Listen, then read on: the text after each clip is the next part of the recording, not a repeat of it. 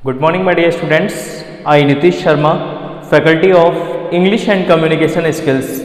Again, most welcome to all of you on online education platform of RIT Group of Institutions. Dear students, अपने last lecture तक हमने क्या किया था? जो बैरियर्स ऑफ कम्युनिकेशन जो टॉपिक था उसके कुछ टाइप्स को और उनके क्या सब टाइप्स हैं, ठीक है, कौन से वो बैरियर्स हैं जो हमारी कम्युनिकेशन को ब्रेक करते हैं या कम्युनिकेशन प्रोसेस को हेल्ड नहीं होने देते या फिर कहीं ना कहीं हमारी कम्युनिकेशन प्रोसेस में क्या करते हैं वो बाधक बनते हैं। तो इस तरह के बैरियर्स के विषय में हमने जाना था। अभी हमने बात की है सिर्फ आपके फिजिकल बैरियर्स के बारे में कि हमारे भौतिक मीन्स हमारे आसपास हमारी सराउंडिंग्स में कौन से ऐसे बैरियर्स हैं जो हमारी कम्युनिकेशन प्रोसेस को कहीं ना कहीं ब्रेक करने का प्रयास करते हैं, ठीक है।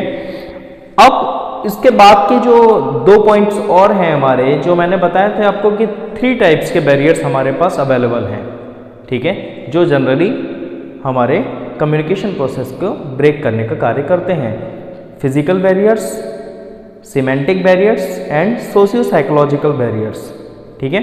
फिजिकल बैरियर्स वो सारे बैरियर्स जो हमारे सराउंडिंग्स में हमारे आसपास ही कहीं ना कहीं विद्यमान है, ठीक है, जिनको हम नेग्लेक्ट कर देते हैं कि जनरली इनसे कुछ नहीं होना है। बहुत छोटा सा बैरियर हम उसको मान करके चलते हैं या कह लीजिए कि हम उसको बैरियर मानते ही नहीं हैं। हमारे मन में रहता है कि इससे क्या फ़र्क पड़ेगा, लेकिन कई बार ऐसा होता है कि बहुत सारी जो बहुत छोटी छोटी चीज़ें हैं जिनसे हम कहते हैं कि इससे क्या फ़र्क पड़ेगा, वो कहीं ना कहीं हमारे क्या करती हैं, लाइफ स्टाइल या कह सकते हैं हमारी लाइफ की किसी भी चीज़ को बहुत ज़्यादा इफेक्ट करती हैं। तो सेम कंडीशन वही यहाँ पर हमारे साथ है। बहुत छोटे छोटे पॉइंट जिनको हम कहते हैं कि नहीं इससे कम्युनिकेशन पे क्या इफेक्ट पड़ना है, वही हमारी कम्युनिकेशन प्रोसेस के लिए एक बैरियर के रूप में सामने आती हैं, ठीक है। तो फिजिकल बैरियर्स में मैंने आपसे बात की थी सिर्फ 2 टॉपिक्स के बारे में, ठीक है, जिसके 2 सब टाइप्स थे या 2 बैरियर्स थे, ठीक है, जो अफेक्ट करते हैं हमारे कम्युनिकेशन या कन्वर्सेशन को, ठीक है। वो थे नॉइस, एक था टाइम और एक डिस्टेंस, ठीक है। इनके बारे में हम बात कर चुके हैं। आज बात करेंगे हमारा जो दूसरा पॉइंट है।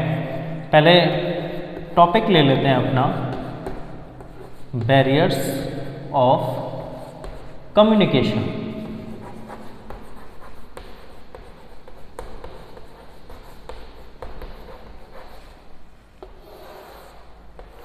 ठीक है, बैरियर्स ऑफ कम्युनिकेशन में अब दूसरा जो एस्पेक्ट है हमारा वो है semantic barrier.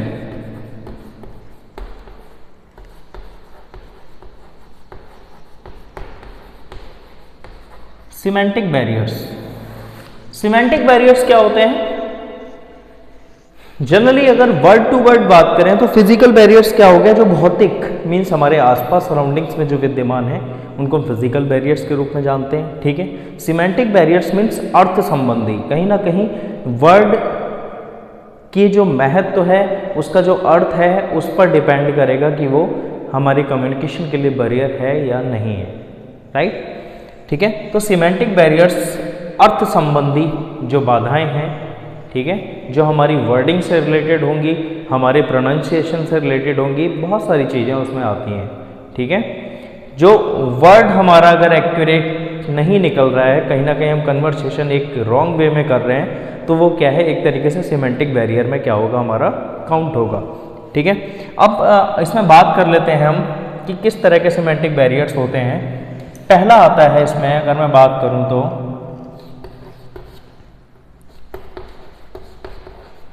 Interpretation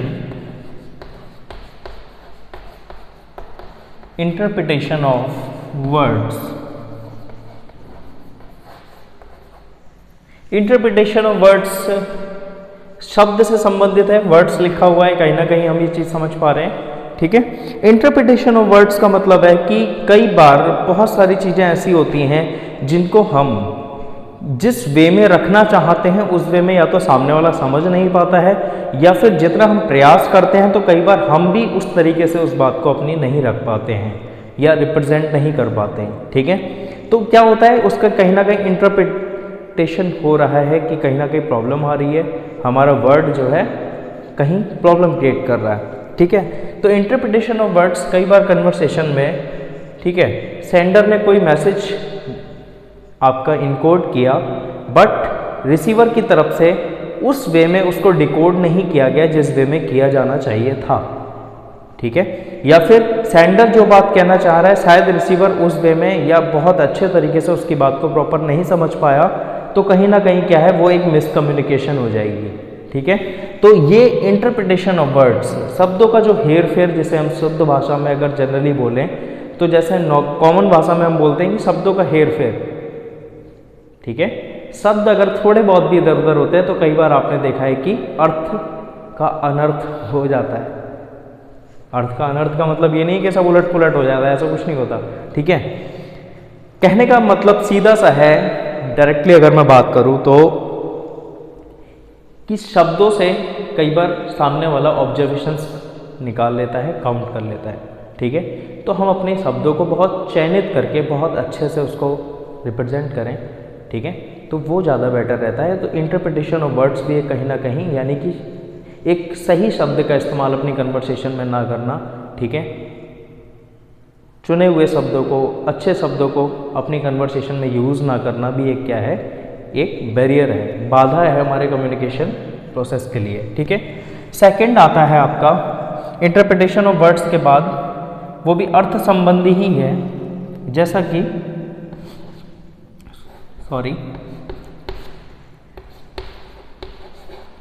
bypassed instructions,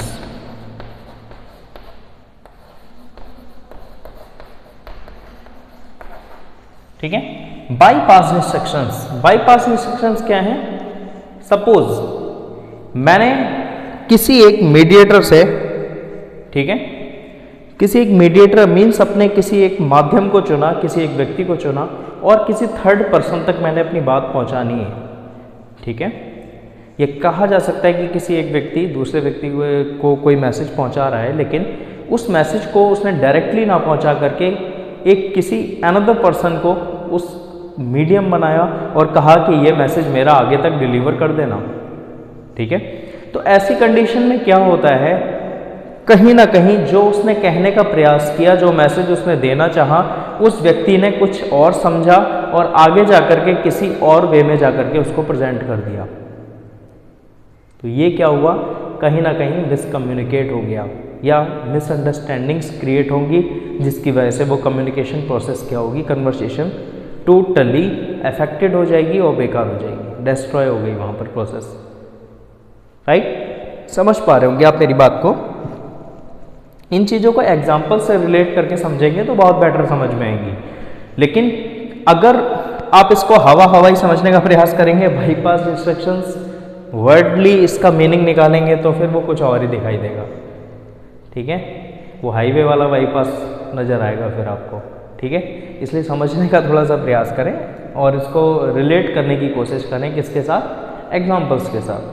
तो क्या होता है कि कई बार जो चीज़ें हम समझाना चाह रहे हैं, नेक्स्ट पर्सन तक पहुंचाना चाह रहे हैं, वो क्या होती हैं, बाईपास हो जाती है। कहने का मतलब है वो उस वे में वहाँ तक नहीं पहुँच पाती हैं और उसके साथ दो तीन बातें और मिक्सअप होकर के जो अगर गलत से गलत पहुँच जाती हैं तो उसमें क्या होता है, हमारी कम्युनिकेशन इफेक्ट हो जाती है, ठीक है। तो ये भी एक क्या करता है, आपका बैरियर का कार्य करता है, ठीक है। लास्ट इसका पॉइंट आता है हमारा डिनोटेशंस एंड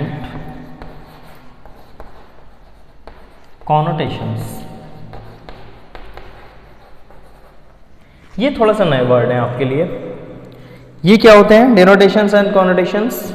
अगर मैं डिनोटेशंस एंड कॉनोटेशंस इन सब की बात करूँ तो ये होते क्या हैं, तो अगर डिनोटेशंस मीन्स हो गया कोई आर्थिक मीन्स अर्थपूर्ण, ठीक है, कोई ऐसा शब्द, क्योंकि किसी भी सेंटेंस या किसी भी वर्ड के दो तरह के मीनिंग हो सकते हैं। अगर मैं किसी वर्ड को लेता हूँ तो उसके दो तरह के मीनिंग हो सकते हैं, एक तो डिनोटेशंस एंड कॉनोटेशंस।